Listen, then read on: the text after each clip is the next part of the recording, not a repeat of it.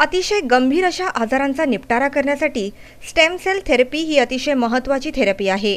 परंतु या गोष्टीप्रती योग्य ती जनजागृती केली जात नाहीये आणि म्हणूनच याविषयी जनजागृती पसरवण्यासाठी रबाळे येथील स्टेमआरएक्स बायोसायन्स प्रायव्हेट लिमिटेडद्वारे मागील 4 वर्षांपासून कार्यक्रमाचं आयोजन केलं जात आहे. यावर्षी देखील हीच परंपरा जपत या ग्रुपद्वारे सीएमईचे आयोजन करण्यात आले होते. यावेळी प्रमुख पाहुणे म्हणून ऑटोस्टेम लॅबोरेटरी चेन्नई येथील CMD doctor A Anand Kumar प्रमुख पाहुणे म्हणून उपस्थित होते. स्टेमआरएक्स बायोसायन्स सोल्यूशन प्रायव्हेट लिमिटेडचे डॉक्टर प्रदीप महाजन, डॉक्टर नितीन देसाई हे देखील यावेळी उपस्थित होते.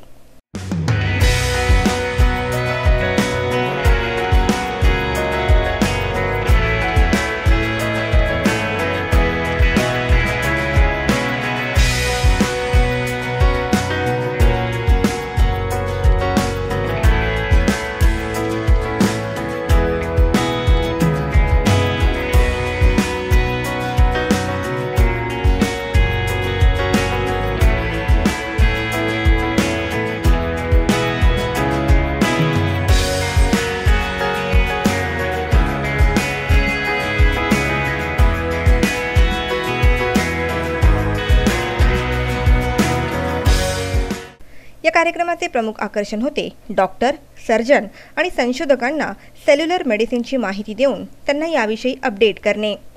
ऑटोस्टेम laboratory चेन्नईचे CMD doctor A Anand Kumar यांनी डॉक्टर प्रदीप महाजन यांच्या कार्याचं कौतुक केलं. Of course, Dr. Mahajan is a pioneer in this field and he has been instrumental in several very good results in using stem cells. So besides certain catalytic peoples are required to upgrade this field of medicine, which is coming up and is in the nascent stage at present, so which will of course develop from this area because this is a future of medicine. Doctor Nitin Desai यांनी सांगितलं की वैद्यकीय युगात stem sale therapy ही एक क्रांतीच आहे. There are a lot of opportunities for the doctors and to give a quality of life to the patients. So stem cells and regenerative medicine is an upcoming field in medicine and it is going to revolutionize the medical field. NMTVने या कार्यक्रमाला अनुसरून doctor Pradeep Mahajan यांच्याशी देखील चर्चा केली.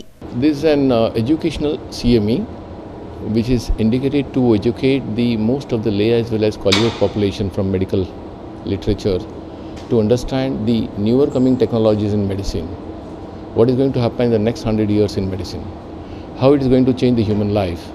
This is one of the cutting edge technology which we would like to pass on the knowledge to all medical fraternity and adopt this new technology for the therapeutic purpose. पुढे त्यांनी असंही सांगितलं. There are many myths and facts about this technology amongst the laymen as well as in medical profession.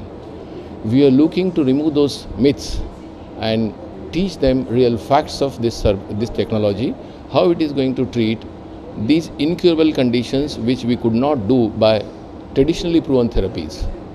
So there is a big need. Otherwise the patients who suffer and die with those conditions, you can say the conditions like thalassemia, conditions like rheumatoid disease, ankylosing spondylitis, there are a number of diabetes type 1 where there is no treatment available. Bureau report NMTV बातमीपत्र.